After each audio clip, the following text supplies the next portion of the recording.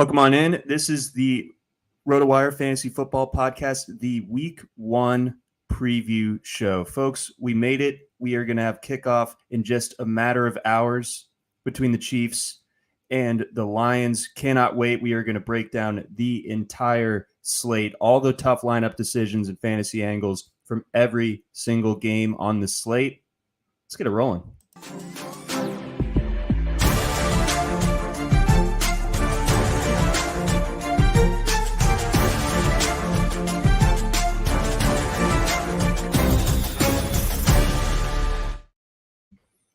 Welcome on in. This is the RotoWire Fantasy Football Podcast. I'm your host, John McKechnie. That is Mario Puig. Thank you for joining us if you're watching on the live stream. If not, appreciate your listening.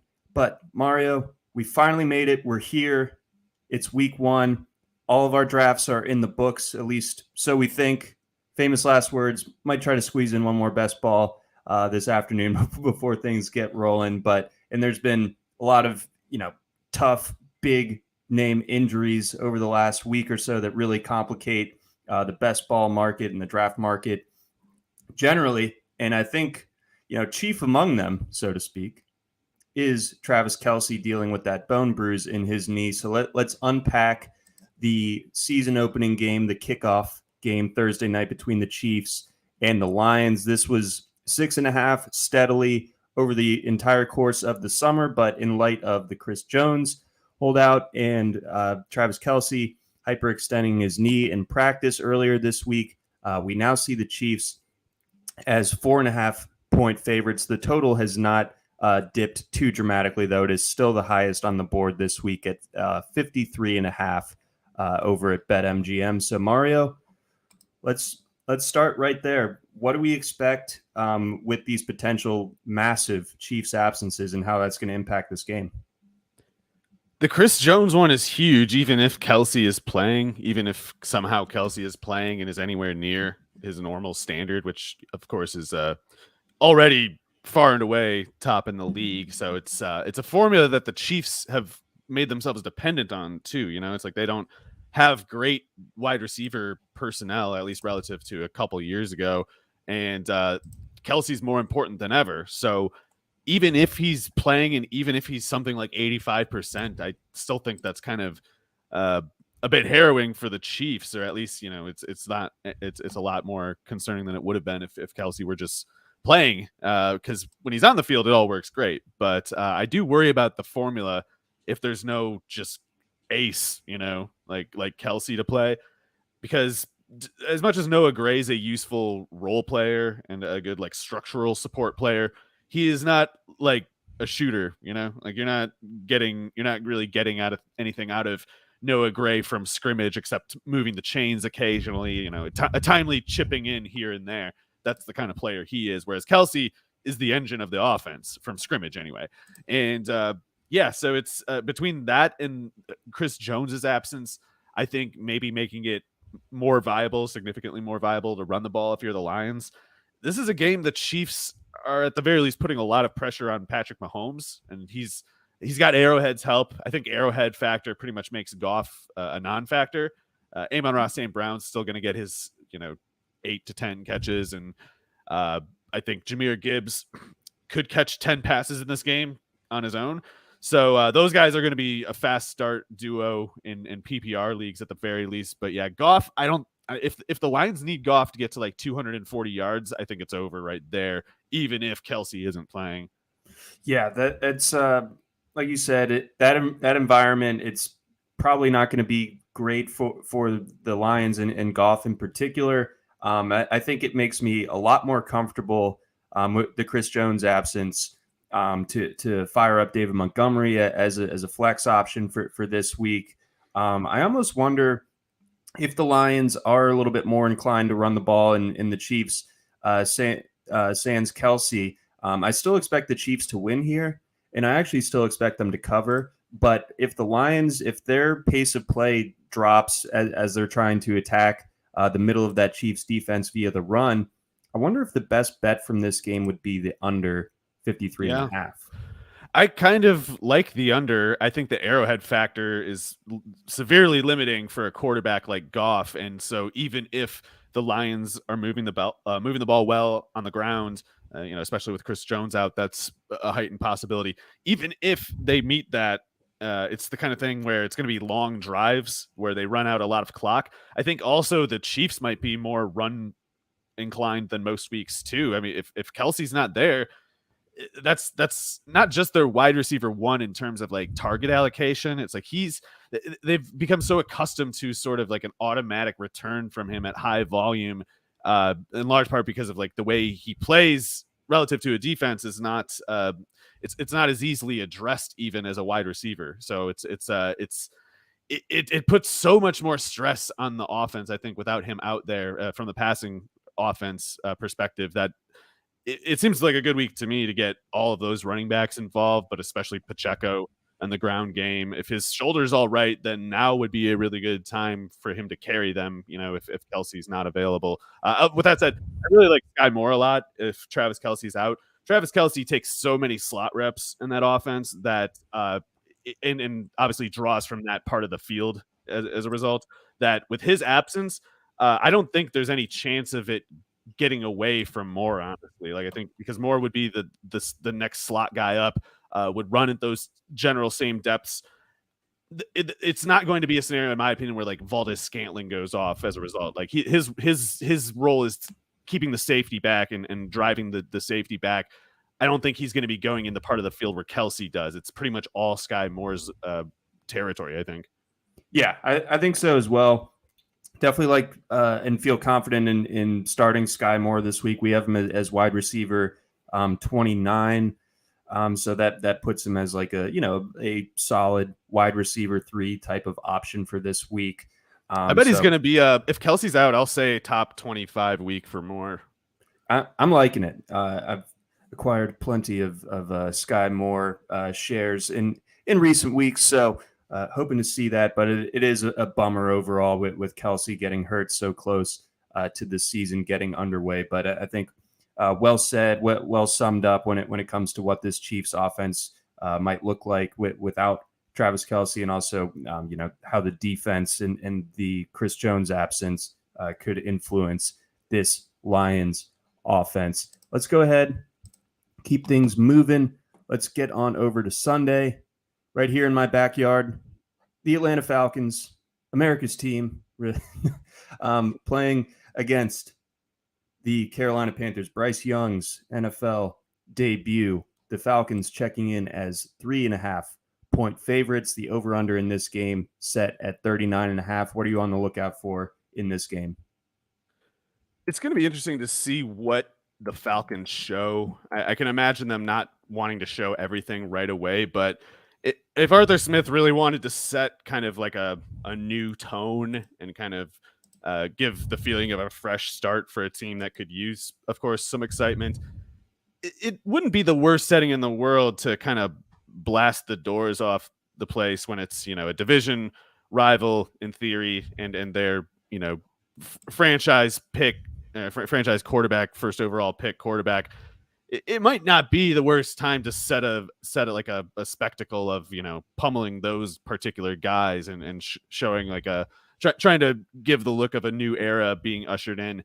So it wouldn't be shocking to me if the Falcons went kind of up tempo. I think that I'm interested in the Falcons doing kind of up tempo Chip Kelly stuff just in general this year. I think that's one of the best ways to, get the most out of the personnel that they have on hand. They're obviously better in the backfield than they are at receiver. And with a quarterback who's probably limited like Ritter, I see it as a good opportunity to go up tempo, but run heavy, which is, the Chip Kelly thing. So like you can maybe finish 10th in the league in the number of plays logged, even though you're a top 5 run rate, because you're doing like hurry up stuff like that. And if you're going into an up-tempo rush-heavy approach with Bijan Robinson and Tyler Algier, and the offensive line keeps improving, that's really tough on a defense, especially if they're trying to sell out toward Kyle Pitts and Drake London in the pass game, And Bijan Robinson as a pass-catching threat, I think could be kind of like, the way Christian McCaffrey's arrival with the 49ers got George Kittle going more. And it's specifically because the point for the defense to kind of materialize its coverage in response to a pass catching threat out of the backfield like McCaffrey came at the direct expense of where they allocate coverage resources to Kittle. And so the defense was often put in the position of kind of just having to flip a coin before a certain break point in a play's development and hope that they guess right which way the ball is going. Because if they guess wrong, you can't be on the other guy. So especially if defense is just literally draping on Kyle Pitts, at the start of every snap last year, if they try to do that, then they're going to see Bijan Robinson catching like wheel route, like type stuff out of the backfield and threatening like the corner of the defense. So I think the Falcons could be surprisingly like high flying, even though they'll be ground oriented. And especially if, I don't know what the latest is on Brian Burns, but if that guy's not playing, not that this is a game where he does much anyway, the Falcons don't give you that many chances to rush the passer. And when you do rush the passer, you've already run defended like 25 times. So it's not the same as other teams, but if Brian Burns is out, then the Panthers are just toothless. I think so too. It looks like Brian Burns came back to practice on Wednesday. So I think we can assume that he's going to be playing, but yeah, it seems like, he gets like 10 chances to rush the passer. It's like not his day normally. Right. Exactly. Yeah. That's just asking a lot on like a thin margin of error. Do you have any DFS intrigue in this game? Well, Kyle Pitts is a player that I'm 100% certain is going to come surging back at some point. And so his price is, I think, going to be lower now than it will be later. So there's nothing about the matchup that I look at and see as obviously great. The Panthers got some good personnel on defense, honestly. Like J.C. Horn might be trouble for Drake London. Might not. I don't know. I guess I would expect USC Drake London to put up numbers against South Carolina if he was playing against him. But it still might be easier for Pitts to get open against whatever Jordan Chin or whoever they put on him. And the Bijan Robinson Algier part is, I think, almost like a given. I just maybe I'm wrong, but I expect Atlanta to be able to run the ball against the vast majority of defenses, maybe pretty much everybody other than the Titans or something like that. So I could see Robinson and Algier getting over 70 yards in this. So is Algier flex viable, would you say, that for this week in like 12 teamers? It's not where you want to be. I mean, if you're in redraft, you want Algier on your bench pretty much, unless you know that Bijan Robinson's questionable with a whatever or missing time or something like that. But Algier will be kind of touchdown and or game flow dependent, and specifically, he needs the Falcons to kind of get leads. That could happen. It'll take like an upset script. Of course, it's possible, but it's not. It would take like going against the Cardinals or something for me to feel comfortable saying like, oh yeah, Algier's going to get 12 carries in this one. Yeah. I think you're right. So I think patience is probably the way to go. go. Maybe tournaments and DFS, I guess, but not redraft. Not quite yet. And like you said, he might be a frustrating asset in redraft because it is going to be tricky to predict weeks where he's kind of vulturing the touchdowns when the Falcons get in to the red zone. But I think that you're saying it well, that this is an offense that should be on the rise. Definitely one to keep an eye on this year, and specifically week 1 against Carolina. On the Carolina side of things, any intrigue there? I mean, how do you feel about Miles Sanders this week? I'm guessing that we're not expecting much from this pass game. Yeah, I guess honestly, the reason to be cool on this game for DFS purposes is that it's 2 run-heavy teams. I think the Panthers would be surprisingly negligent to try to open up their offense and make Bryce Young throw the ball 35 plus times. So the Panthers are also inclined to run the ball, which makes the clock go faster. Miles Sanders should be a good play. I don't see any reason to think that the Falcons' defense is particularly imposing. So I think someone like AJ Terrell can probably remove a player like DJ Chark, especially with a quarterback like Young in his first game. But Sanders should get his work. I just kind of think that's one of those. Even if the Panthers can do it, the Falcons can do it a lot better, and end up maybe it takes till the fourth quarter, but eventually that Carolina defense is going to get gassed, I would say. And eventually the Falcons will do that thing where they're just kind of getting first downs at will just because they're running for 7 yards a pop every single time.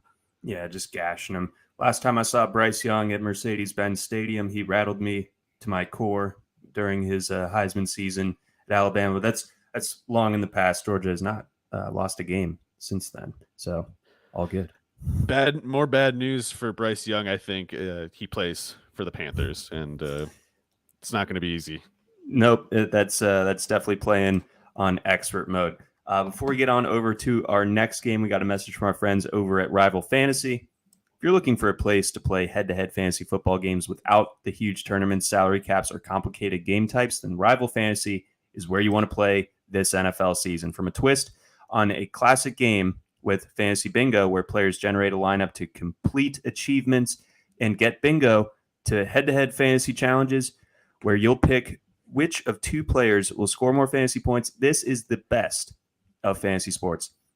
For the 2023 NFL season, Rival Fantasy is offering new users a $200 deposit match plus a $25 first play voucher. Rival Fantasy is so confident you'll love the experience that they're giving you money to play right out of the gate.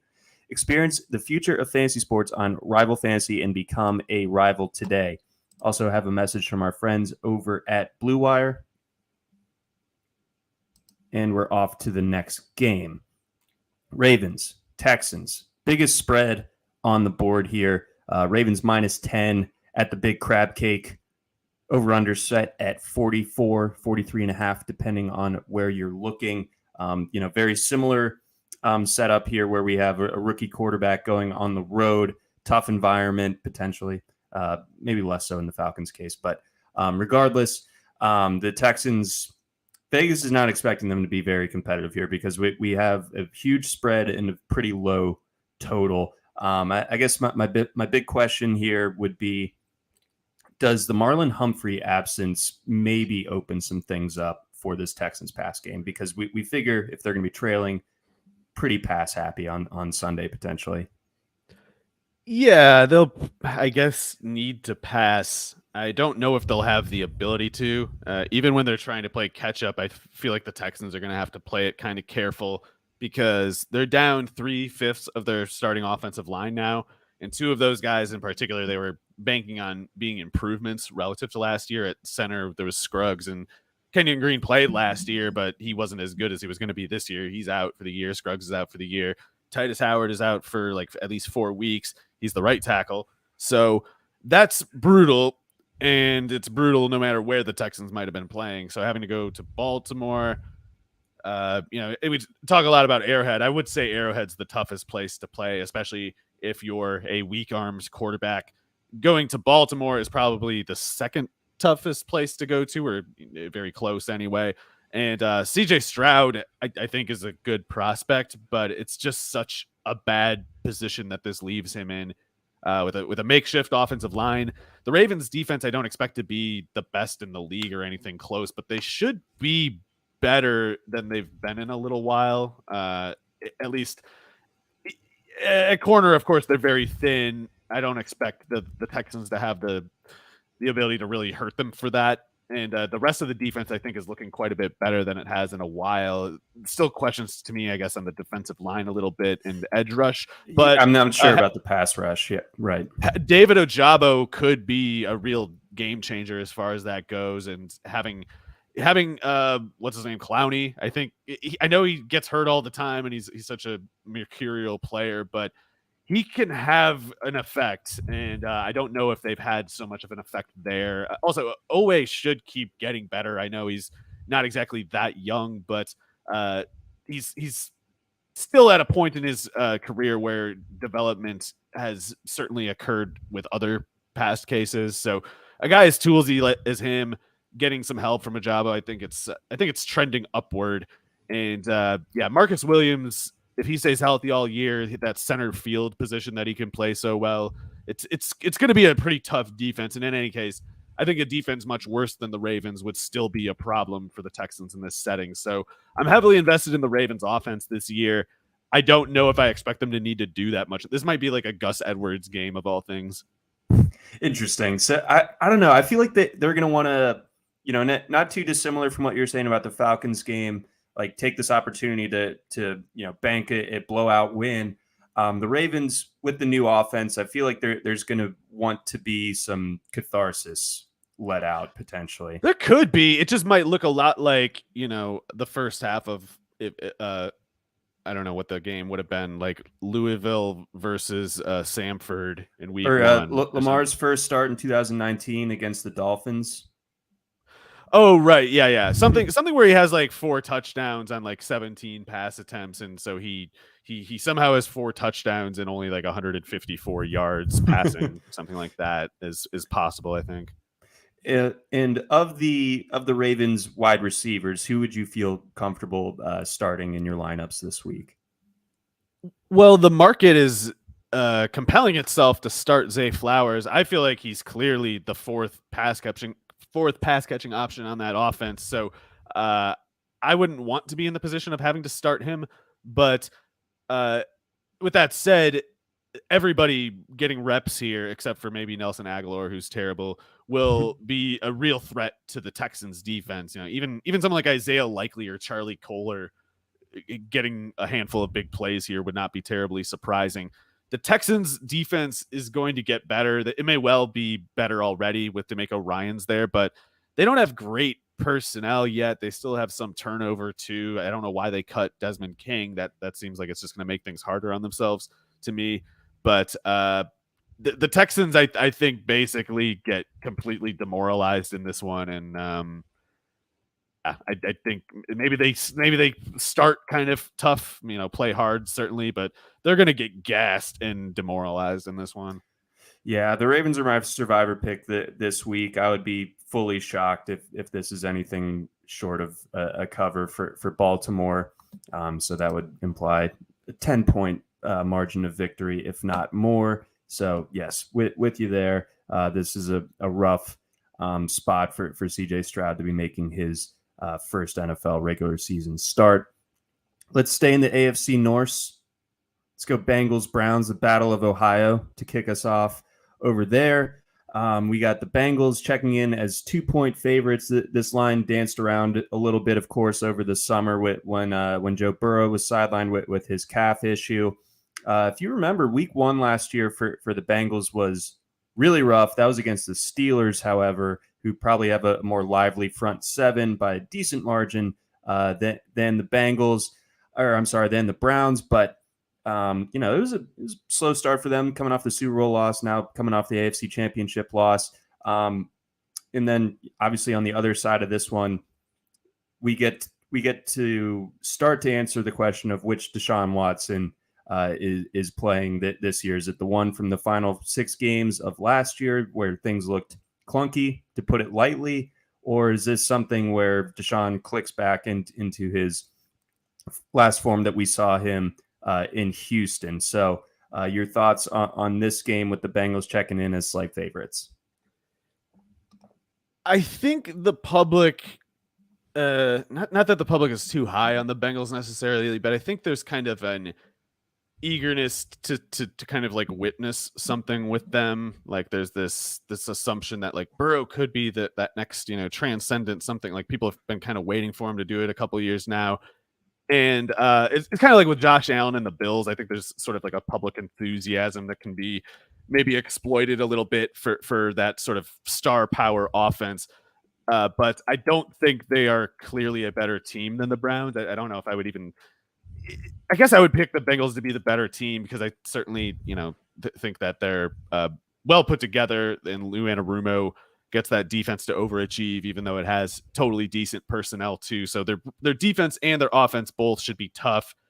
I don't know what I expect of the Orlando Brown edition, specifically as it relates to the passing game. I don't know if he's actually going to be that much better than Jonah Williams in the passing game, but he might be substantially better in the run game, which could make them a little different looking. I don't know how much to put into that right there, but it's like, what is unleashing Joe Mixon going to do for making them better? He doesn't seem unleashable to me. He seems just kind of mid plotting, if anything. So I don't see where the obvious improvement is from the Bengals while Burrow's coming back from this calf thing that seems to, he seems over it or whatever, but he missed quite a bit of time. Slow starts slow starts have been caused, by less significant events than that, and it would certainly be forgivable if he finished the season better than he started it.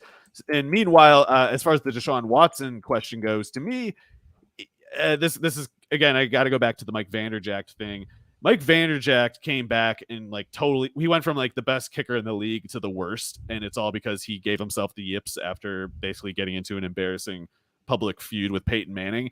And Vanderjagt came back, was with the Cowboys, and he was spooked and he couldn't make a kick anymore, and he basically deep down knew I suck, I don't have it, I'm too scared, etc. Deshaun Watson is he is a severe, sociopath type, and I don't think someone like that can feel anxiety the way that Vanderjagt likely did. I don't think Deshaun Watson can get the yips. I think he's basically too deluded to be vulnerable to it, and I think he's going to be at least 85% of what he was in Houston. And I'm sorry, Joe Burrow at his best is not been demonstrated to be as good as Deshaun Watson was at his best. I know it's a long time ago already, but Deshaun Watson at his peak could absolutely hold serve or outmatch whatever Joe Burrow has done to this point. So if Deshaun Watson is anywhere near that Houston guy, it's a total game changer for the whole division. And certainly, this kind of matchup where in the past, if it was, obviously if it was Baker Mayfield, be like, oh yeah, the Browns are toast. Mm-hmm. This is a totally different thing. And Watson is the kind of talent, if he is back to where his Houston levels were, he could be, an MVP candidate. It's not just going from bad to good. It's you're going from the player who we thought at the last time we saw him that he was basically the quarterback 2 to Mahomes. Right. Yeah. So, I mean, it's a while ago now, and it's a huge question to be answered, but it could potentially still be in there. And if that is the case, then, the Bengals could find themselves in a bit of trouble here. I think my lean is to stick with the Bengals here. But I think you raised some good points about them potentially being a little bit overly propped up by the public generally. But the Browns, I got to say, they have totally good personnel, at pretty much every level. So I'm not that high on Stefanski. I don't know anything. I don't even know who their new defensive coordinator is. It was good that they got rid of Joe Woods, but I don't know who this new guy is. If the Browns defense goes from underachieving to median achieving, that's also something that could hold a pretty big change in their fortunes relative to the past, because their run defense in particular was just dead all the time.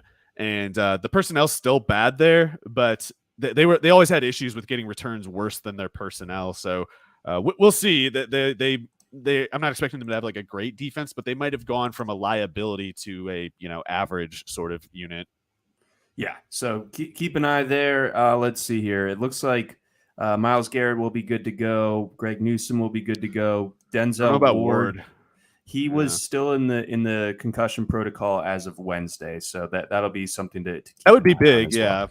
I do think a guy like Chase and Higgins too. They're kind of fine against corners like Ward, but whoever's up next is quite a bit worse.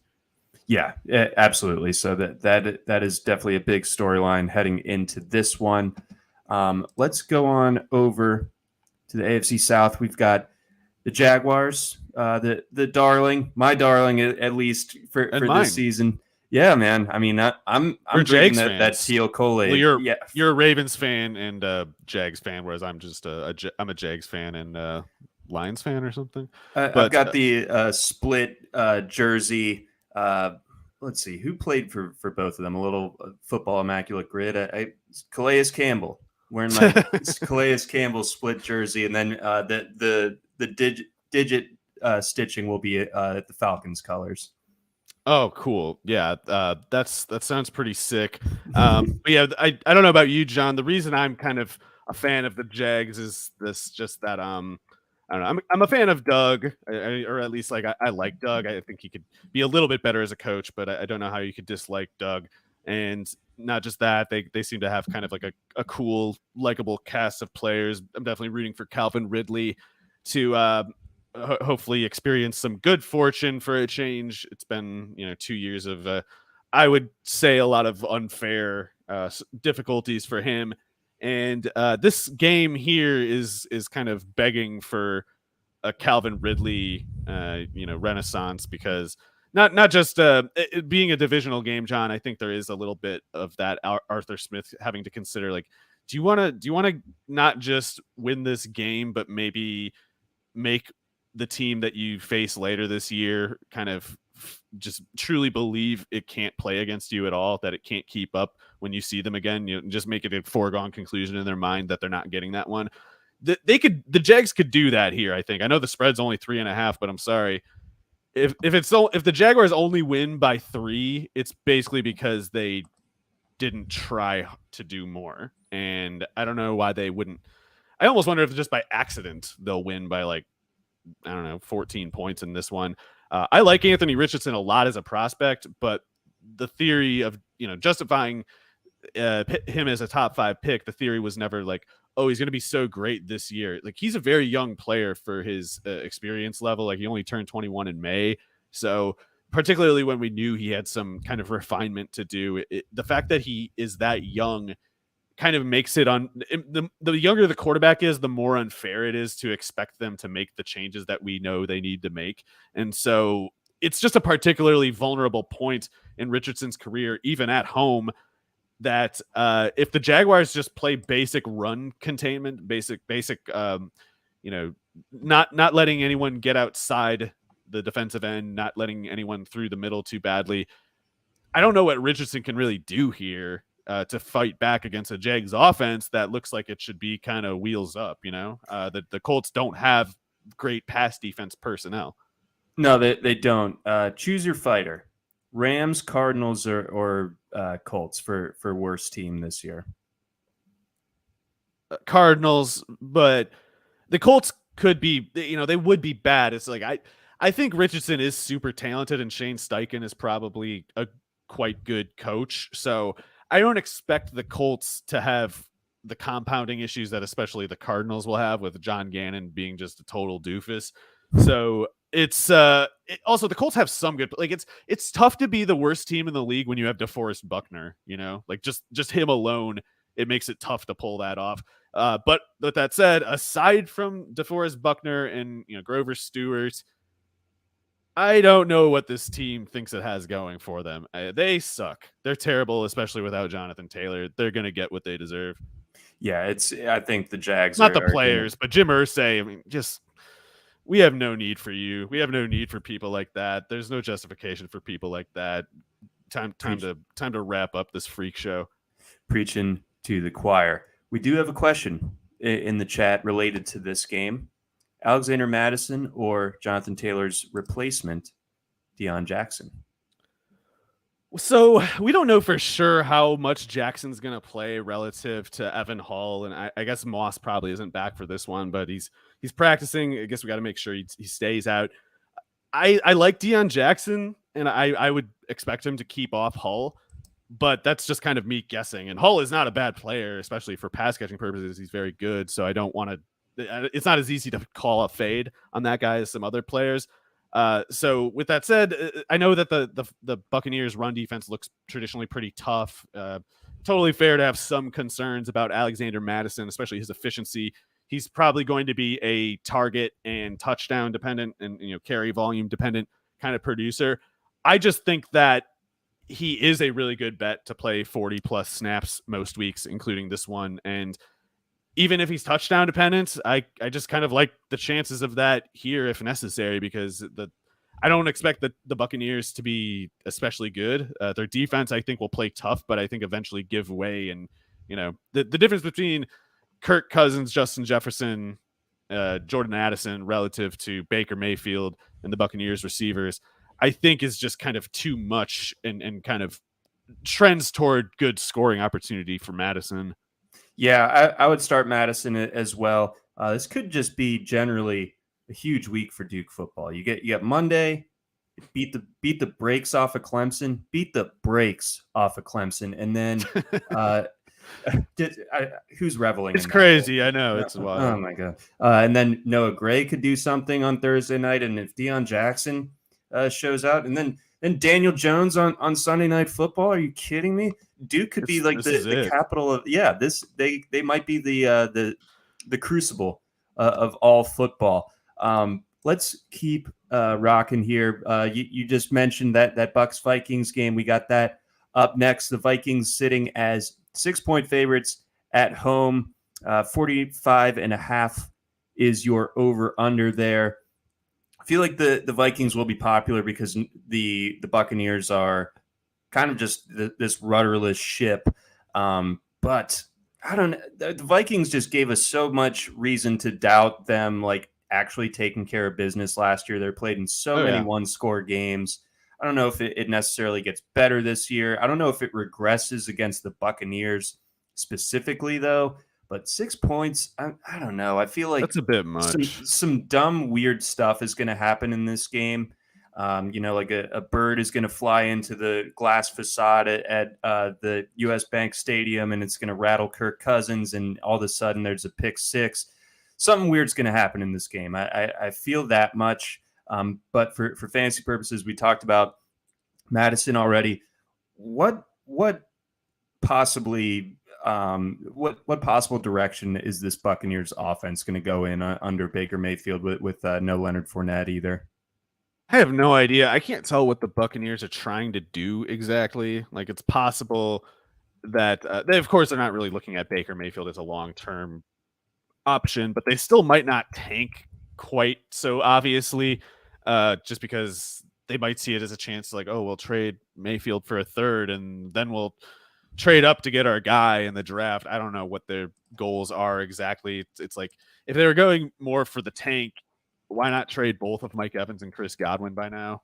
And somebody would probably pay something for them. And we know the Buccaneers aren't going anywhere with them unless they just kind of want to try to do it anyway. And against these Vikings corners, those guys should be getting open. I don't know how much the Buccaneers can scale up their passing game with such questionable peripheral pieces. Like Cade Otton, he's a fine, I guess, prospect, but he would need to be like an 80 catch kind of tight end this year for there to be enough getting done aside from what Evans and Godwin contribute for the Buccaneers to keep up, I think, with the Vikings in a game like this. I totally agree with you about the spread, though. I mean, I would not take the Vikings to win by that much.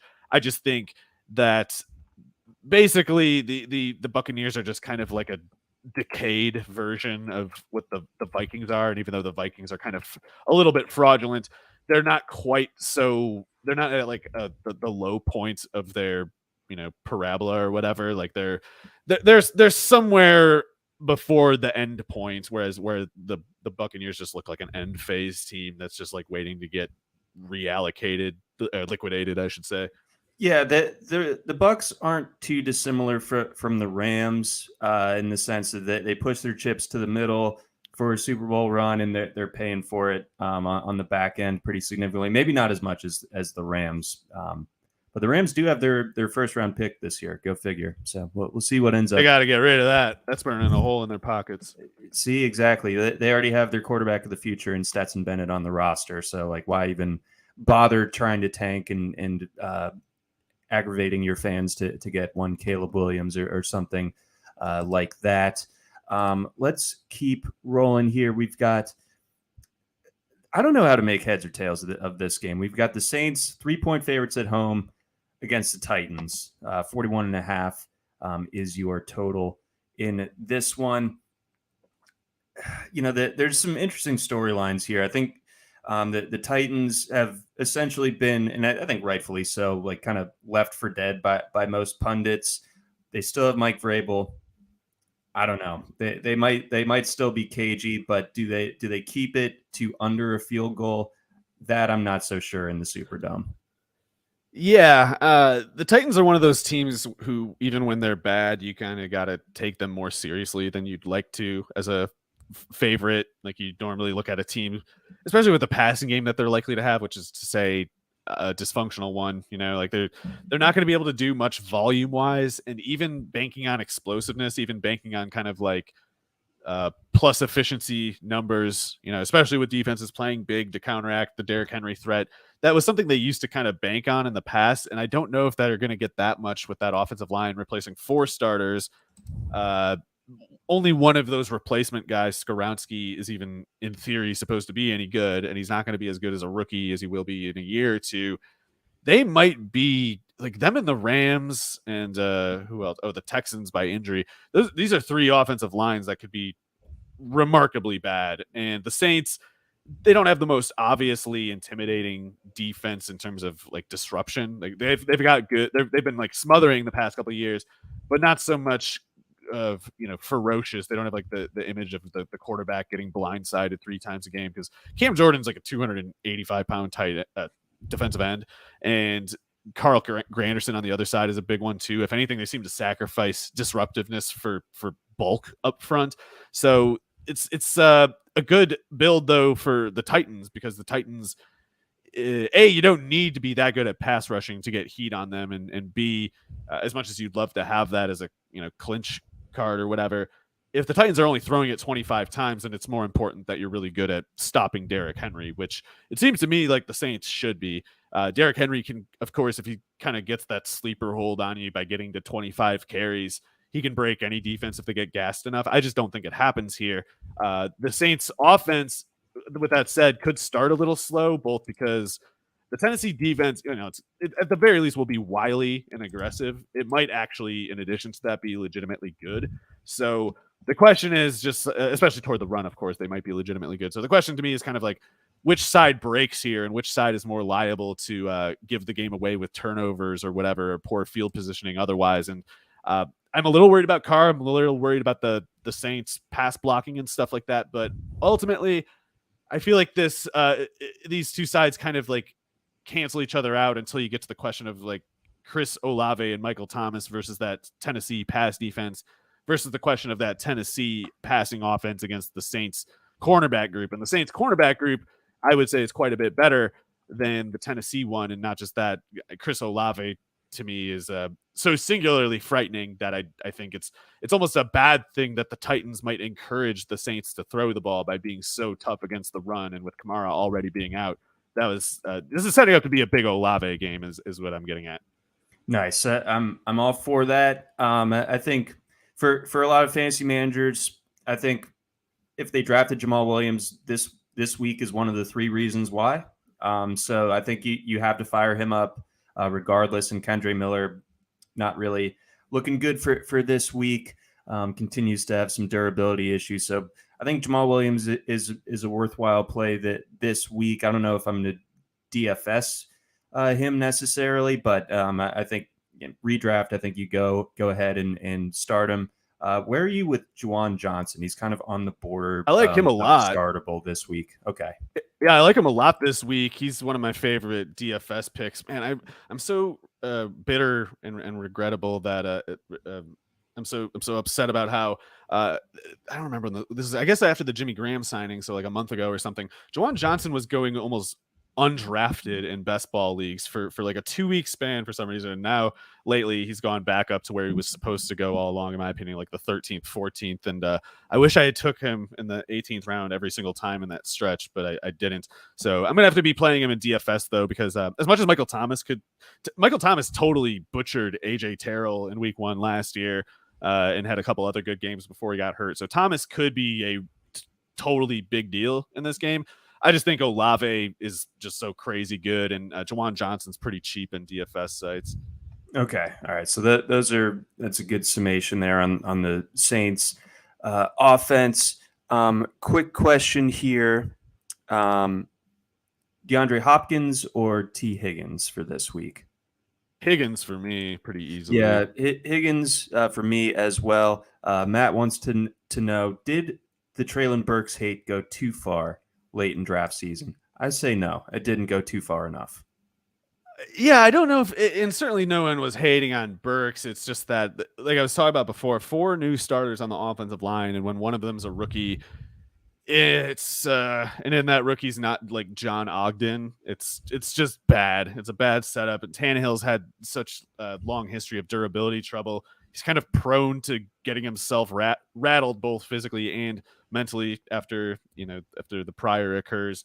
So it's a really tough setting. Like there's a lot of settings where things can go badly for the Titans passing offense, but yeah, especially this game, it's tough if Burks gets matched up against like Lattimore. Like, there's just no go there. Yeah, that would be a concern. A funny little Jonathan Ogden anecdote. I was talking to someone that went to the same high school as Ogden in DC, and they said they have this big, kind of display with all their famous former players, and Ogden's helmet is like twice the size of everyone else's. Just because he actually wore it. Oh, okay. I thought you were like the statue is much bigger because of his significance. I think they just they had the helmets, and Ogden's helmet is just like hilariously it's very clearly larger. like it's just an improvised 2 helmets with the middle split and then sutured together. Yeah. Just with as much what was like the Jopa padding, like trying to like super glue it together to make this helmet somehow playable for one Jonathan Ogden at St. Albans High School before his I didn't know time. he's from DC. I was like, oh, UCLA. What do you do? What'd you do in California, John? But right, should have known. It all goes back to DC. I always know. I always know. Before we get on over to our next game, we got a couple messages here. We got first message from our friends over at Better Vision. That's BETTOR Vision, for the record. I think we can all agree that fantasy sports are awesome. I think so. So is daily fantasy and sports betting. That's why we have so many friggin' accounts. Boy, don't we. What's not awesome is going to a bunch of different apps to find the best bets and manage all your fantasy lineups. Enter Better Vision. That's BETTOR Vision. Better Vision is the only app that syncs all your fantasy DFS and sportsbooks accounts in one place. We only show you the best odds for every bet, so you'll always get the best value. And our dashboard is the only one-stop shop to track all your fantasy matchups, DFS picks, and bets. Visit bettervision.us to download Better Vision today. Again, that's bettervision.us to download Better Vision today. We also got a message from our friends over at Vivid Seats. Football is back. Have you heard this? Have you seen this? Kick off the NFL season with Vivid Seats and score tickets to all of the hottest matchups and biggest games of the year. Catch every pass, every tackle, every heart-pounding play of your favorite team live and in person. And with Vivid Seats rewards, you now earn rewards with every single purchase. Each ticket you buy gets you closer to your reward. Just buy 10 tickets, then simply cash in your credit towards your 11th ticket purchase. It's that easy. Plus, Vivid Seats is offering you $20 off your first $200 ticket purchase with code RotoWire. That's ROTOWIRE. From the 50-yard line to the upper deck, Vivid Seats has great tickets for all the 2023 games that matter to you. Just visit vividseats.com or download the app today. All right, Mario, as we press forward, we go to Pittsburgh. I think this is one of the most interesting games of the week, personally. The Niners checking in as 2-point road favorites in this one. The over-under 41.5. Got some big news, obviously, Wednesday that the Nick Bosa saga seems to be put to bed. So we've got to figure that this 49ers defense should be up to par. But that offense, we really don't know. George Kittle was limited. I think we've pretty much established our skepticism for this passing game generally over the course of this offseason with Brock Purdy sticking as the guy coming off that elbow injury in the postseason. I feel like the Steelers can win this one outright. You're preaching to the hater choir, John, but I see it the same way. I'm a little surprised that it seems like a lot of people are thinking. I can't tell if this is just Steeler Nation showing up to fight or whatever, but there's about split bets on this game, which I just from the tone of like media reverence toward the 49ers that there's been for going on like 3 years now, I assumed it would be like one of those things where the 49ers are just the presumed winner or something, but down to 2 points from 3 before that. And as much as I think Kenny Pickett is awful, and by the way, I would say even as a Bryce Purdy hater that he is also better than Pickett. I'm quite low on Pickett, even though I'm low on Purdy as well. However, it's of course it's never about the quarterback for the Steelers, not post Ben Roethlisberger anyway. it's about Mike Tomlin. You're playing the Pittsburgh Mike Tomlins, and you don't want to play the Pittsburgh Mike Tomlins in Pittsburgh, especially if you're, like you said, a little beat up. If it's a long trip for you, if you're maybe working out some kinks on offense, you don't want to play in Pittsburgh. So I feel like the 49ers are kind of hanging on by a thread. I think particularly it's Trent Williams that keeps them viable, and as long as he's out there, they should stay pretty tough on offense. But I think they're kind of teetering, and I don't know if you want to be a teetering offense. Like I don't know if you want your personnel as stressed as the 49ers seem to me as going against this kind of team, because the Pittsburgh defense should be their offense should help the defense more than they have in quite a while. Like that, they're prepared to run with volume and effectiveness. I think even though the 49ers have a really, really tough run defense, you're going to see the Steelers stick with the run, maybe try to go a little up tempo or something like that, but stick with the run. They need to get Najee Harris and Jaylen Warren to a combined 30 carries in this game, because that means they're leveraging their improved offensive line that much more, and keeping Bosa and company as limited as possible, as far away from Kenny Pickett, who's extremely turnover prone, even though he kind of, they protected him well at the end of last year, but that's not him growing. That's them hiding him. They need to keep hiding him. And I don't know how you do that if you're letting him drop back to throw against this team. That's a good way for the Steelers to blow it. However, if they do protect Kenny Pickett and they do lean on their run game, get the 49ers defense a little bit tired, then that puts the Pittsburgh defense in the attack position. And I can't believe how good Alex Highsmith has turned out. Him and TJ Watt healthy at the same time. I don't know what's going on with Cam Hayward here. He should be fine. Cam Hayward, Ogunjobi is pretty disruptive at the end positions. Marvin Leal, Keanu Benton, two prospects who, especially Benton, he looks like he could be a real game changer in the run game for them. This Steelers defense might be their best one in quite a while, and they had a Desmond King. I wouldn't be surprised if he's ready to go as the slot guy, like right away, and be a really good Steelers slot corner. This defense looks tough to me, actually, sooner than it looks vulnerable. And I don't think Brock Purdy on the road is the kind of guy who scares them. No, I don't think so either. So I think Pittsburgh covers, wins for fantasy. With the game script potentially working out the way that you outlined with Najee Harris and Jaylen Warren getting plenty of work. Do you feel a little bit queasy about starting either Pickens or Deontay Johnson this week if you drafted either of them to be like your wide receiver 3? Yeah, that's tough. I'm just never able to see things optimistically for Deontay Johnson unless I need a better quarterback. I need a very punctual, accurate quarterback who can strike the instant. Like Trevor Lawrence, I think would work pretty well with Deontay Johnson, because Deontay Johnson, he creates this separation that everybody raves about, and this separation like draws the target his way, but he can't capitalize on it because he can't maintain the separation, and he can't win at the catch point if the separation gets negated. So Pickett processes too slowly, throws too inaccurately to really mesh well with Deontay Johnson, in my opinion, even if Deontay Johnson's playing relatively well. So especially against a defense like this, I don't know how to see things optimistically. I worry about that Hufanga just roving over Johnson all the time to jump every pass that goes his way. But that Diamador Lenoir has not done very well to this point in his 49ers career. George Pickens on Lenoir especially is a mismatch.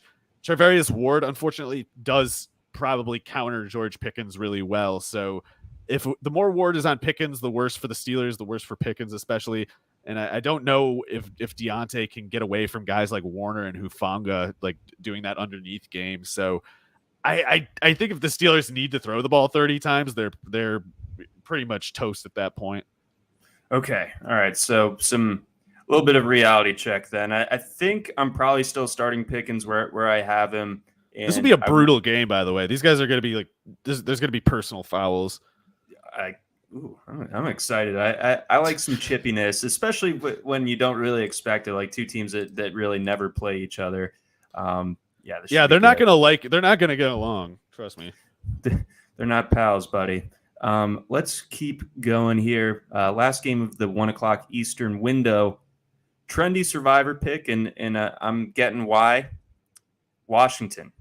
7-point favorites at home against the imploding Cardinals, who pulling a bit of a college move and not saying who's starting, even though it's expected to be one Josh Dobbs. And how well do you think that's going to go? Well, airlifting Josh Dobbs of all players for a 5th round pick and like no practice time. We're just gonna put it. That to me. If it's not a human shield situation, and I don't know why you would pay the first pick in the 5th round for Josh Dobbs. Like if you're gonna use him as a human shield, just go pick up like Jeff Driscoll or something and say, go run the wishbone, Jeff. We don't think we're going to win this one. And we don't really feel like breaking Clayton Tune in his first game, but like you cannot possibly be meaning to compete with Josh Dobbs with no practice time. Insane. They're going to get butchered. The selling point was like, he has some familiarity with the system. He's going to design rocket ships for them because he's so smart. He's an aerospace engineer, which is going to be really useful in this game. From the University of Tennessee, famous for their scientists. God, dude, this is going to be so brutal. I know, like, it seems like things can't be worse than Nathaniel Hackett had it last year, but we might have an even more entertaining team here in the 2023 Cardinals.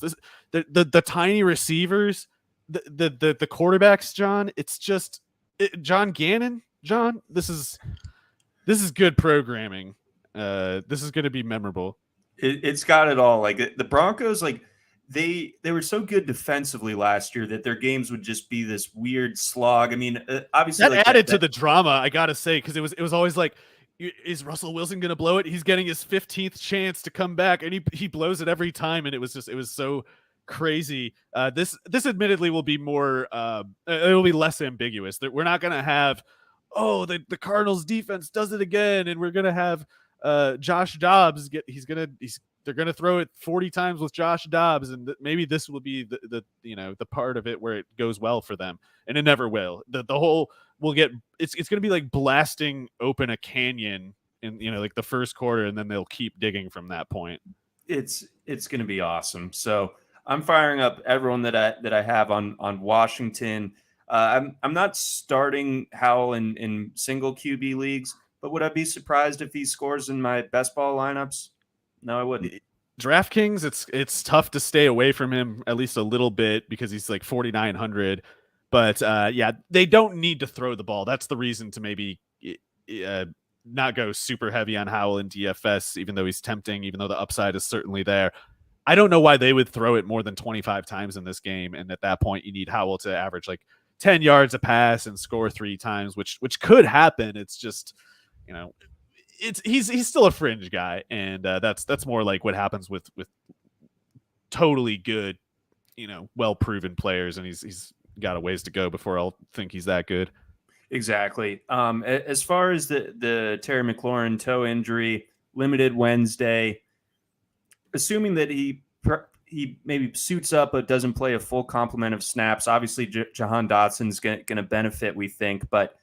Is there anyone else maybe on the periphery of this Washington passing game that has your attention? Is it Cole Turner? It could be. He's a guy that I have trouble figuring out. He's, for what it's worth, to me, Cole Turner is no worse of a prospect than someone like Harrison Bryant or something like that. It's just I generally don't like tight ends like that usually. With that said, Cardinals matchup extremely favorable. The time of possession, the field positioning could be quite favorable.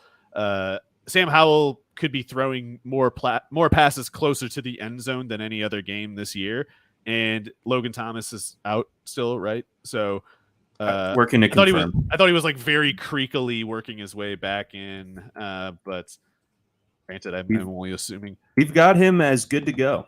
Oh well, actually, then it's Logan Thomas. Actually, I don't know. I guess I'd have to look a little more to see if they're talking like he's ready to play 40 snaps or whatever. They could ease him back in. I don't know, but I would expect Turner to run ahead of or Logan Thomas to run ahead of Turner, and otherwise, I think this could be a really good Curtis Samuel game. And De'Ami Brown is a tough one to call at this point. I think it's safe to say it was probably too high. I thought he was like a good 3rd round pick for Washington, but maybe definitely maybe he was more like a 4th round, 5th round kind of guy. I only say that because he doesn't really have much depth to his skill set. He's kind of he's got the one trick, and I wish he were a little faster for a guy who needs to only play that one trick. But against the Cardinals, I mean, I don't know. If De'Ami Brown plays 40 snaps, and he should, in my opinion, as a Terry McLaurin investor, I don't want Terry McLaurin playing in this game at all. I don't think it's necessary. It's completely unnecessary risk. De'Ami Brown should be enough, and if he isn't, the whole team is just too awful for words. Yeah, I mean the fact that McLaurin got hurt in that game, kind of says it all. But I think even with the cursedness of Washington generally, I don't think it's quite powerful enough at this stage to blow it against Arizona. We got a couple of quick questions here. Sorry, John. Sorry, Emmanuel Forbes will outscore the Cardinals. I'm calling it. I do love that call. Saw that on Twitter. Defensive Rookie of the Year too. Yeah. Ooh, I like that. I bet the odds are pretty good on that as well. Quick running back question for this week: Isaiah Pacheco or Raheem Mostert in full point PPR? Oh man, that is a little tougher than. I'm leaning Pacheco, especially if Kelsey's out. I say Pacheco. Not to cop out if Kelsey is in. I think I lean Pacheco either way, but admittedly, Mostert could do. He could have his best game of the year against this Chargers run defense that probably still sucks. So while I say Pacheco, I don't feel strongly about it. So oddly enough, we have them as running back 24 and 25 respectively. So it really is a coin flip. I love Mostert's big playability, but if I'm going with floor with my RB2 slot, I think it's probably Pacheco. And I also think that, if in the event that the Chiefs do run a little bit more tonight to kind of lessen the impact of Travis Kelce being sidelined, which we think is going to happen, I think Pacheco against a Lions defense that was, I feel like it's almost not talked about how bad the Lions defense was last year. They improved, but pass on it. They improved, but it was so bad to start with that I still don't know if they're any better than like the 8th worst defense. Right. So it's they still got some work to do to be a top 20 defense. Let's get on over to the afternoon window. Packers Bears. We got the Bears slight favorites in this one, 1-point favorites against the Packers. New look, obviously, and the Packers had some concerning injury report come across Wednesday with Christian Watson and I believe Romeo Doubs being dealing with hamstring injuries. Yeah, and I don't know. I haven't been following this at all, and I was kind of surprised to see that report. Also surprised that, or not surprised, kind of just confused and concerned at the lack of specifics about it. And it's not great, especially because, I mean, both of these guys have injury histories, but especially Watson. Granted, in Watson's more concerning previous cases, it related more to his knee than the hamstring. But it's never good when guys with, problematic wheels get injuries of any sort of this type. And the way LaFleur was kind of cryptic about it, I can't tell if that's because he's trying to hide information or because he himself does not actually know enough to say more. Neither one is reassuring. So I hate to say this because I still suspect that Ryan Poles is a subscriber to Sumer Sports, and I loathe that whole scene. I consider it my enemy, and I don't want to see it gain any traction, any legitimacy at all. But I kind of think the Bears win this, and they might be able to win by a lot because, again, going back to that thing we are talking about with Arthur Smith and, wanting to kind of herald a new day in a division where you haven't done anything in forever. God, I can't think of a team that applies to more than the Bears and more against a team than the Packers. Yeah, no, I think I was pretty split on this one, but if the Packers are totally hamstrung, for lack of a better word, in the pass game, unfortunate. I'm sorry. It was a great pun if I didn't catch it. Sorry. It was I would say like it's week one. Give me a break, but at the same time, we've literally not stopped podcasting. And they literally are hamstrung. It's yes, scientifically accurate. So as cringe as it was, I said it. I stand by it. I just think that the Bears. I think that they are going to be able to come out and make that statement. I think the addition of DJ Moore is colossal. I'm like coming around on that more and more. I could see him finishing as like a potential, top 10 receiver in fantasy this year. I just don't think when they throw it, they're not throwing it anywhere else. I think we might see him push for a Maryland-esque target share. Yeah, bizarrely they do have other options too. As much as it's they should first and second try feature DJ Moore.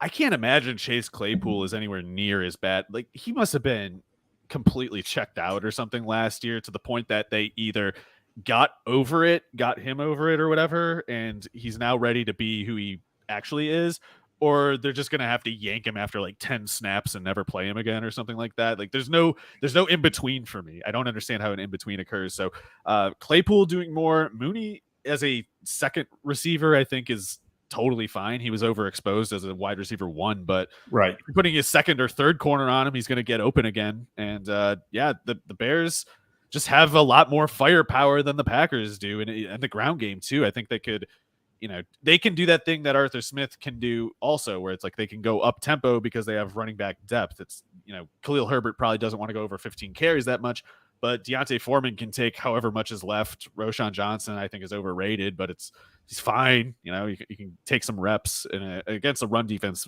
with the Packers that I just don't think is that imposing. So I think that might actually be the most interesting fantasy storyline from this game is what that backfield pecking order looks like. So do you have like a no guts, no glory type of prediction as far as who leads this team? And what else would kind of be an interesting signal to you coming out of this game as far as the box score in this backfield?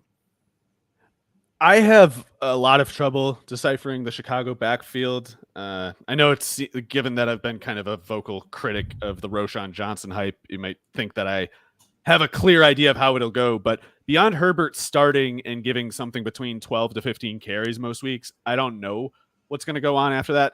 The whole point about the passing downs and that being a consideration, specifically wielded against Deontay Foreman and Khalil Herbert, mind you, and used to prop up Roschon Johnson.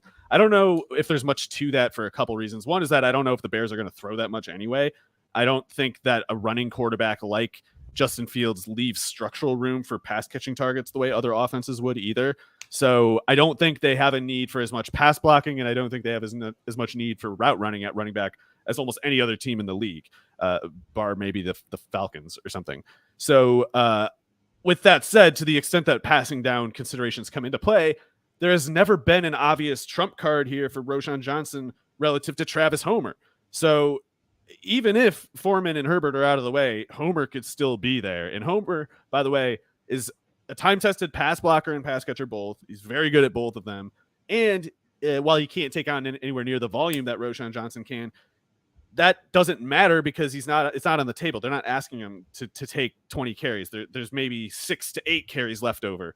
And Travis Homer is better on carries 6 to 8 than Roschon Johnson is. I'm telling everybody that's clear. And if you know who Travis Homer is, it's not confusing as to why I'm saying it.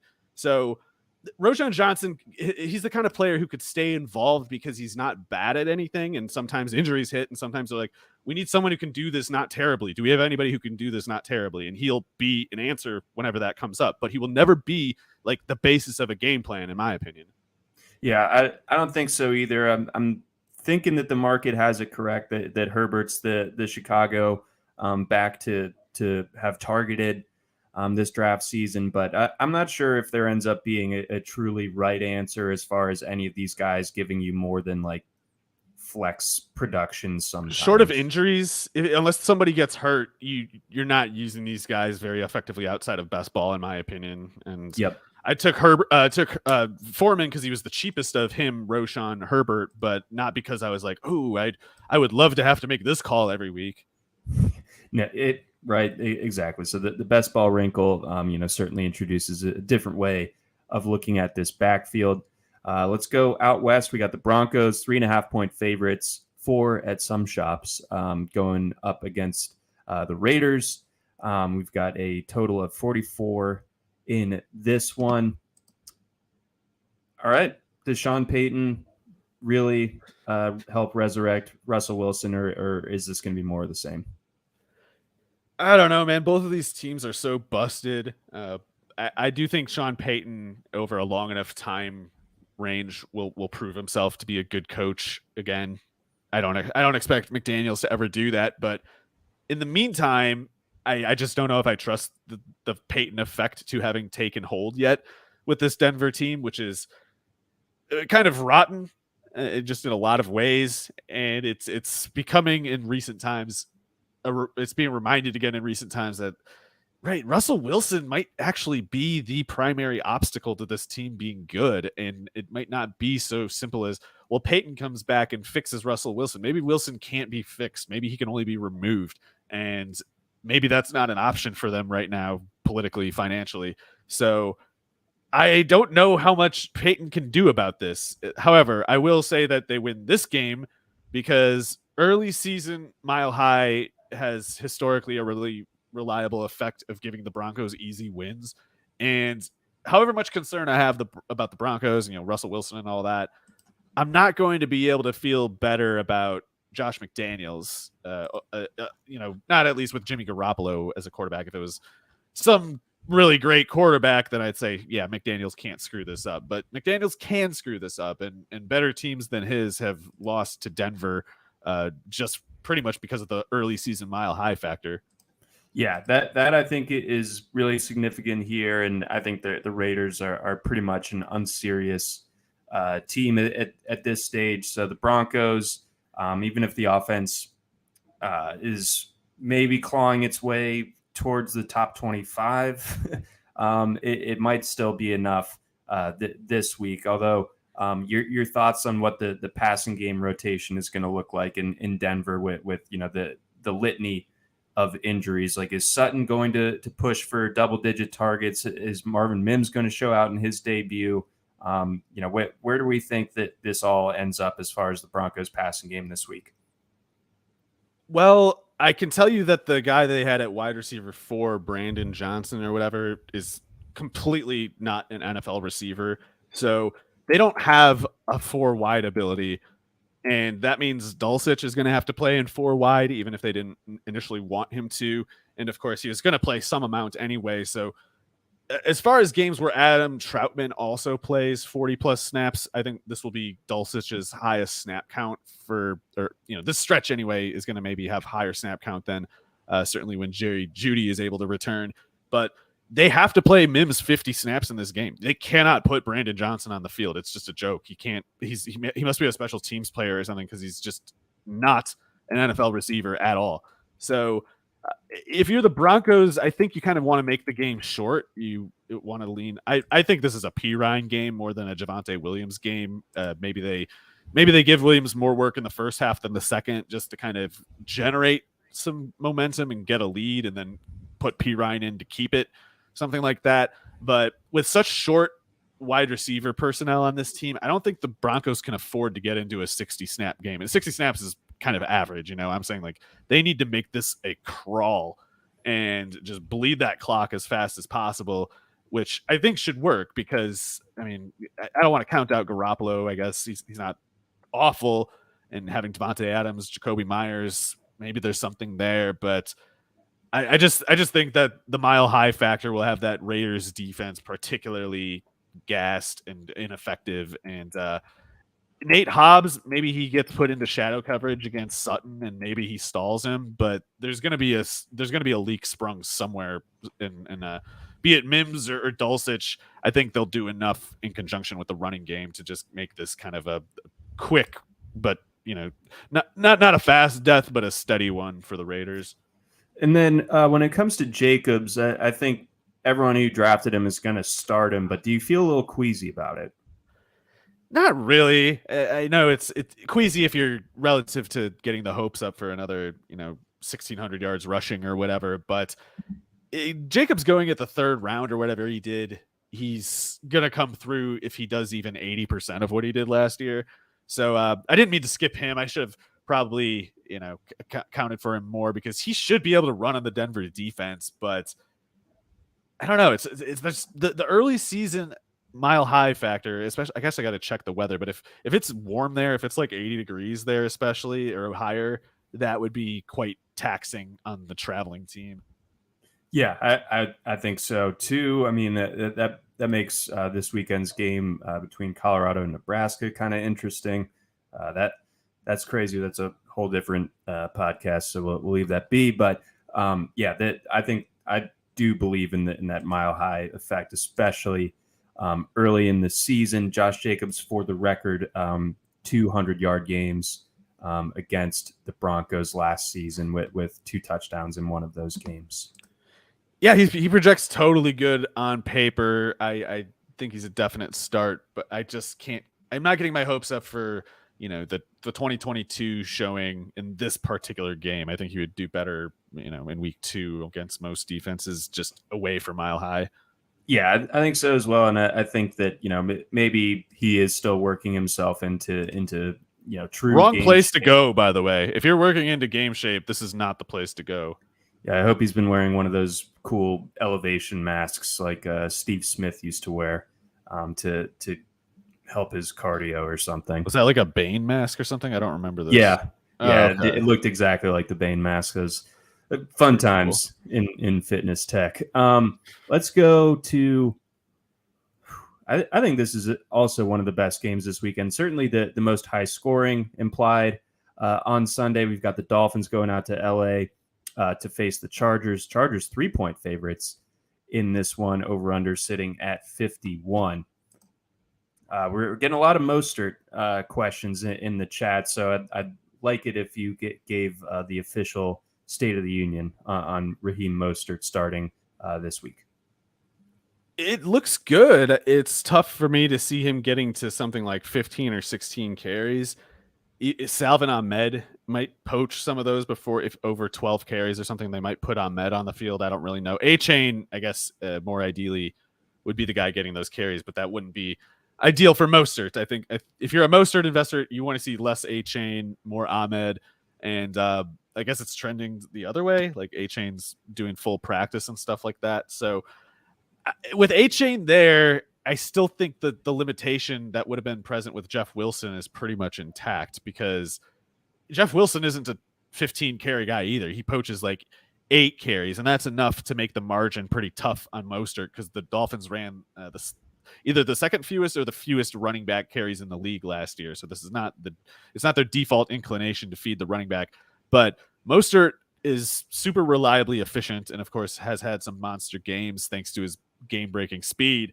And the Chargers are kind of asking for it. The way they approach defense entirely is asking for it, and their personnel is not so good as to offset this deficit they build in by their own design. So if they're giving the appropriate level of respect to Tyreek Hill and Jalen Waddle, the Chargers will basically be giving Mostert, not like a fully clear runway, but a more than they should, I think. So as much as Mostert needs 10 yards a carry to get to like 150 yards, this may as well be the week. So I think you start him generally if you have him, and I think if you have someone who's comparable and good this week themselves, it's not the worst thing to put Mostert on the bench, because he is more likely to finish with like 5 or 6 yards a carry and only 80 yards or something than getting to 120 plus, which he doesn't do enough as a pass catcher to get there either.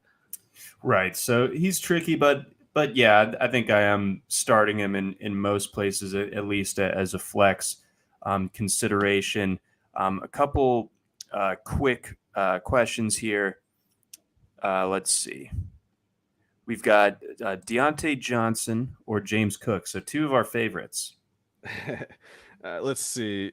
I guess who the Bills are playing again. The Bills are playing the Jets. Oh. If it's full point PPR, I'd go Deontay Johnson. Okay, simple enough. And then Brandon Ayuk versus Pittsburgh or Christian Kirk versus Indianapolis. Oh, Kirk for me. I'm way more invested in Ayuk, but I tend to agree in this particular setup with those matchups. Let's see. And then Matt wants to know how much we like Devin Achane long term, and can he be flex worthy at some point this season? I definitely think so. I think not only is his talent going to stand out among the rest in that offense, but I love Raheem Mostert. The idea of him being healthy for 17 games is very unlikely, in my opinion. We already have Jeff Wilson hurt. If it comes down to Achane versus Ahmed, it's Achane. I mean, it's Achane for me against a lot of people. So he's going to break out at some point, not too long from now.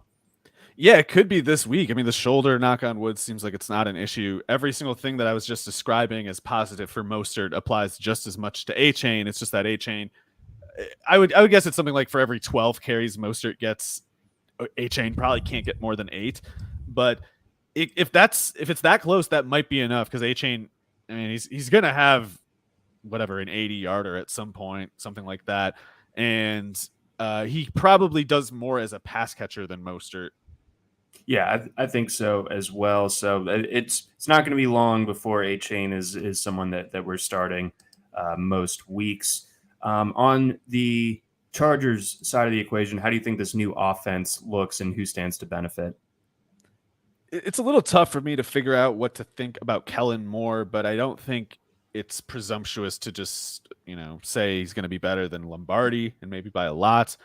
I'm a little concerned by this report that the Chargers are going to stick with like Josh Palmer as their wide receiver 3. To be fair to Staley, Moore, whoever's idea that would have been, that stuff is sometimes just being kind of like meaning one thing as a coach that reads differently to the fantasy world. Like they might call Palmer their wide receiver 3 in base or something like that, but maybe in practice, that in a game, that just turns out to being like 25 snaps for Quentin Johnston, something like that.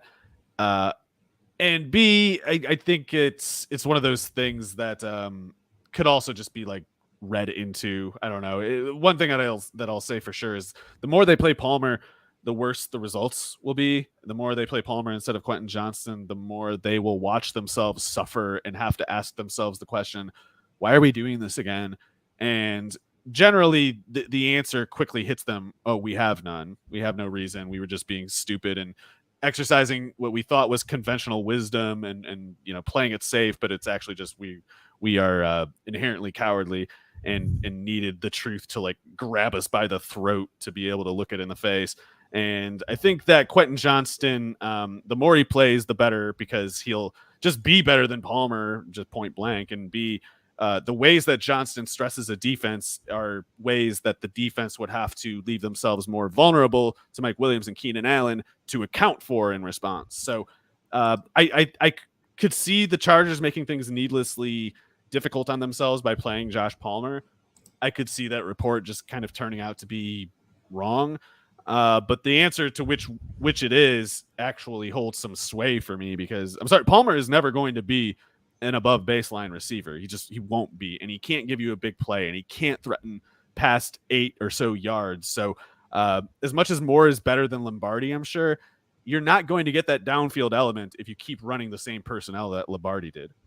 And I would say, just like, if anyone's freaking out about Quentin Johnston, who invested him, I don't think the Palmer thing lasts too long. They spent a first round pick on Quentin Johnston, like, not to be like overly deferential to draft capital, but I mean, for crying out loud, like they spent their first round pick on him. Palmer sucks too. Yeah. Is like, he's just not good. He wouldn't have played even this long if it wasn't for them needing to polish that turd of a third round pick. They took him over Amon-Ra St. Brown. So yeah, they have to do this thing where they're like, oh, he's actually good, and we think it's cool when we play him. No, Josh Palmer, someone like Xavier Hutchinson is clearly better. He went in the 6th round of this draft. There's so many receivers in this league that would be better than Palmer if it wasn't for the political initiative of polishing that turd. So yeah, he's he's going to be quick work for Johnston once they need results more than their vanity. Yeah, and we'll see if that the rubber meets the road this week, because obviously the Dolphins are going to be pretty tough. I think I lean with the Dolphins to cover this one. I'm optimistic for a good chalk in this one. These are teams that don't have much turnover on offense. They have tested schemes. The personnel is going against defenses ill-suited to defend them. I would be shocked if this one is a dud. Yes, I think we're looking at one of the best games this weekend, and definitely for fantasy and DFS. I think this game coming up a lot trickier because of the defenses being so good on both sides. But we got the Eagles traveling to Foxborough to face the Patriots. The Eagles 3.5 or 4-point favorites in this one. 45 is your total. Got to go with the Eagles, I guess, because their offense is sick and the Patriots' offense at best would be kind of just something like good enough, which generally is not good enough against teams like the Eagles, especially since the Eagles can more or less match the defense that the Patriots have, which is the real strength of the team. I just don't know if it's enough of a overall sum of strength to get them away from a team like the Eagles. Yeah, the Eagles are just too tough, too dynamic on both sides of the ball. So I think the Patriots are going to be a problem for a lot of teams. Yes, I do kind of like them to cover this one with it being a little bit more than a field goal. But I don't think they have the overall firepower. Like, something would have to go very wrong for Philadelphia to lose. Bold prediction. Bold prediction. AJ Brown game. These corners for the Patriots are generally quite good, but Christian Gonzalez is a rookie, and he's the only one with the physical traits to stand up to Brown at all. If Jonathan Jones is normally quite good and is normally the number one corner, he can't do anything against AJ Brown. No, AJ Brown too physically dominant, so I'm all for it. A lot of AJ Brown on my teams this year, so hoping that works out. But yeah, I'm excited for this one. And then I think, sort of akin to the Bears backfield situation, I think we have to keep an eye on what this backfield rotation looks like in I guess both Philadelphia and New England. I think the Zeke threat is overstated at this point. I think he's going to be playing. Like, there's no doubt about that. But I don't think that Ramondre's week to week value suffers all that much. Might have some frustrating vulture weeks, but that's kind of where I land on it. Philadelphia, I really just don't know how they're going to split it up. Yeah, it's like the Bears. You need injuries to thin it out, or hope that you picked them in best ball rather than redraft. Yep, because it's going to be whatever happens this week, it could teeter the other way next week. It could be a Swift week this week and Penny the next, and it could just keep going back and forth over the balance of the season. Let's go Rams, Seahawks. Then we got the primetime games. Seahawks 5.5-point favorites. I'm surprised it's only 5.5. Yeah, Rams are busted. They need to lean on Cam Akers in this game, which is not the good starting point for a game plan. When your best option is that you're running out the clock on yourself as a team that can't throw to catch back up if necessary, or at least I'm assuming they can't without Cooper Kupp. And their defense is so bad that the Seahawks should kind of just be it should be a stroll through the park for them. I mean, they got depth. They have a lot of different options, all of which look like problems for the Rams defense. So Seahawks should make this a pretty comfortable win, I think. I think outside of like your usual suspects for fantasy, I do think that the Kupp injury opens things up for Tyler Higbee to be a potential top 10 tight end this week. Oh, nice. Yeah, it's like him, Atwell, Nakua, and Jefferson, I guess, are the route runners. And I think Jefferson can only scale up to a certain point. Atwell can't play more than 40 snaps regularly. Nakua, I don't know what to make of it. So bad for the Rams, but yeah, they might need to give Higbee a lot of targets. Yeah, so the Higbee investors, I think, will be happy, at least this week. Victory laps. We're going to do it. Yeah, for just like the most empty calories, like 8 targets, 5 catches, 40 yards. It's like, oh, pretty good. It's gonna be an easy win for the Seahawks. JSN playing makes it that much more obvious. It's like it's going to be easy for Geno. I think so too. I mean, the Rams are just unserious on defense.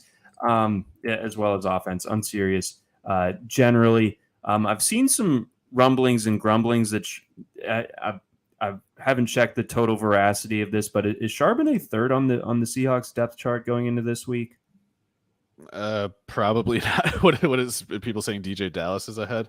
So, some are saying. I wish I could. Do you know who said that? Is this a beat writer? It scrolled across my Twitter timeline. Is it? Can you answer this? Is it about preseason snap extrapolation? I don't. Let's see. Yeah, someone said that Charbonnet is listed ahead of Charbonnet. I'm sorry. Yeah, Dallas listed ahead of Charbonnet on the depth chart.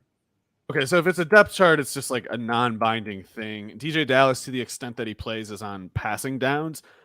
So I guess it's possible they do that if they want to slow roll Charbonnet's introduction to that part of the game. But no, if DJ Dallas is playing, I don't think it's a competitive game. Okay, yeah, I tend to agree. And if this gets uncompetitive and Charbonnet is a third stringer, who's getting the carries in the second half then? Probably it's the team's official depth chart is saying this. So the extent that it is meaningful, it's just about calling the running back to the hurry up back rather than calling the running back to the actual guy who would step up if the running back one were out. Yeah. So important depth chart reading. Still got it. So good to calm the nerves there. But yeah, that's kind of what I'm seeing from a fantasy angle for this game. Let's go to Sunday night. We got the Cowboys 3-point favorites on the road against the Giants. Yeah, Cowboys obviously have a new look offense as well. The Giants have brought in a ton of help to varying degrees. It's a pretty funny to me the way that you're seeing all this stuff about Daniel Jones is really going to break out because he's got all this reinforcements here now. They traded for Darren Waller. I mean, that's something. I love Darren Waller, but people are acting like, oh, but it's not just that. It's Paris Campbell. It's what's his name? Jalen Hyatt. And look, Jalen Hyatt is a worse Darius Slayton. So if you want to hype somebody, I guess you got to say Slayton. And if that's not still exciting to you, maybe you should just rethink the whole thing. Wan'Dale Robinson is more interesting than like Paris Campbell if they're using Paris Campbell as an outside receiver rather than in the slot. So it's not. It's more help than some points in the past, but it's not enough help to make a difference. Not relative to where the hype is going and not relative to what the Giants are foolishly spending on Daniel Jones. I think that Dable is a consistently great game planner, and I think he'll always have them overachieving. But I actually think, whereas the Giants had that initial kind of like, success and the heightening of expectations that came with Dable's first year, this is a hangover season for them, and where they learn the difference between being a team worthy of high expectations and just putting high expectations on yourself because you have hope for the first time in 5 years. Right, exactly. That like they kind of stunned the world with their playoff run last season, but I'm not sure that. I think it just starts with Daniel Jones and like it. I think he can be useful for fantasy, but I don't think he like really puts the Giants over the top in any meaningful way. And they have to let him throw more to justify what they're paying him. And I'm sorry, to the extent that he had success last year, it was due to hiding him. If you need to not hide him anymore to justify what you're paying him, you make him useless. So good luck with that. So tricky spot to be in for sure. How do you think that this Cowboys backfield looks? How much of it is going Tony Pollard's way? And do you have a pick for who might be spelling him? I know there's a lot of hope from Tony Pollard investors that he basically becomes like Christian McCaffrey just because Ezekiel Elliott isn't there, but that's not how things work. I think he'll be capped at something like 15 carries most weeks, and because they got to cut him somewhere, and they're not cutting his pass catching snaps, or at least I don't know why they would. That would seem crazy to me. But being a former receiver, he's a great pass catching threat. Keep him away from the teeth of the defense. I guess Rico Dowdle seems to be the first one up as far as that goes, taking some of these short yardage between the guards, kind of halfback dive kind of plays. Dowdle should be pretty good at that, I guess. The one thing is he has a history of fumbling and also a history of getting hurt. So while he runs tough and kind of breaks tackles and makes some shifty plays, he invites a bit of a toll on himself too. He's been hurt a lot, both at South Carolina and in Dallas. So that and the fact that he can't catch passes very well, I think means Dowdle is kind of like a sub-package running specialist. I think he plays 20 snaps if Pollard stays healthy, and if Pollard is missing time, Dowdle still plays 20 snaps because he's not going to be in for those passing reps. That's going to be split between Deuce Vaughn and apparently Hunter Luepke, who I still think people aren't taking seriously enough. I know that he's listed as a fullback, but he's a better running back than Malik Davis. He's a much better pass catcher than Dowdle. And Hunter Luepke is someone who could still show up, even though Deuce Vaughn is the more obvious running back between the two. Yeah, I definitely have Luepke on my deep waiver wire watch. I'm be interested to see if he can materialize. And big Deuce Vaughn fan, but yeah, I'm not super in on him for fantasy this year.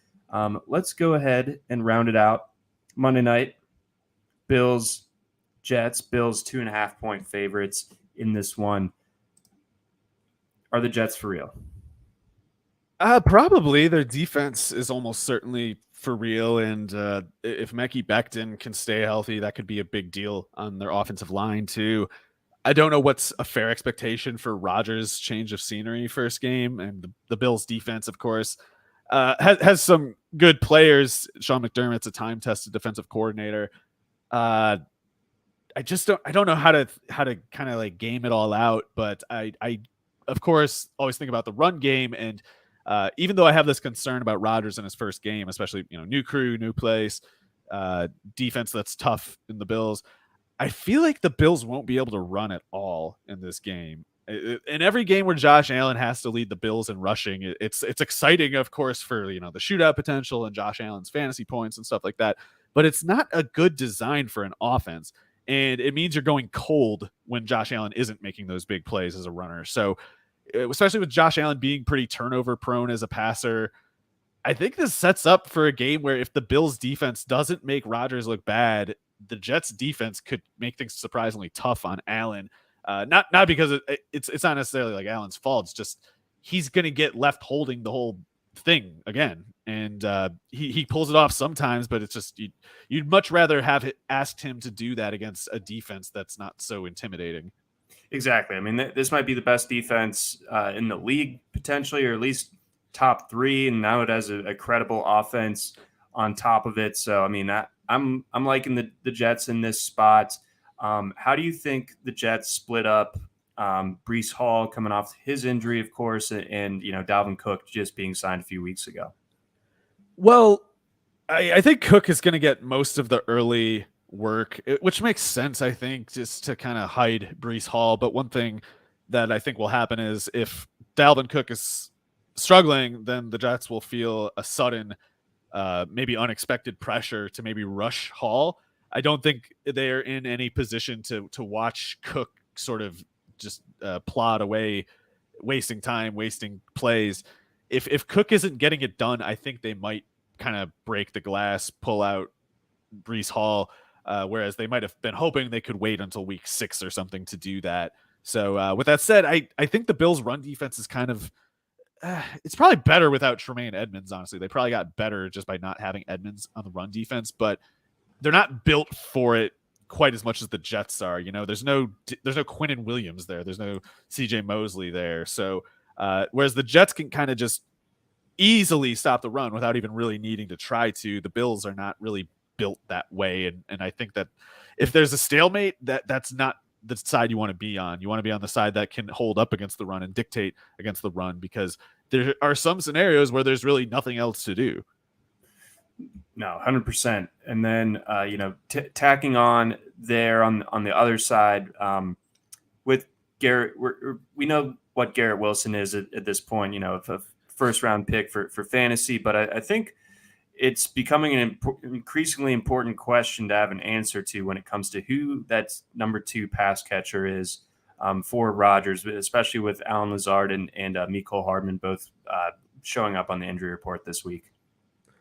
I would say it's Lazard if he's healthy. If he's not, then I know people keep talking about Randall Cobb, but I think Cobb is just a hurry-up player at most. I think Hardman will pretty clearly run ahead of Cobb. So with that said, I think Hardman does a lot of clearing out routes to kind of keep the safeties away from Garrett Wilson and Lazard and even maybe Conklin, the running backs, etc. So I think it's Lazard. I think Hardman will have some big games, some big plays, but it's never going to be as easily predicted as Lazard. And and with that said, I think Garrett Wilson has a huge year, and just why not this game? It's like it's not going to be the easiest to run the ball.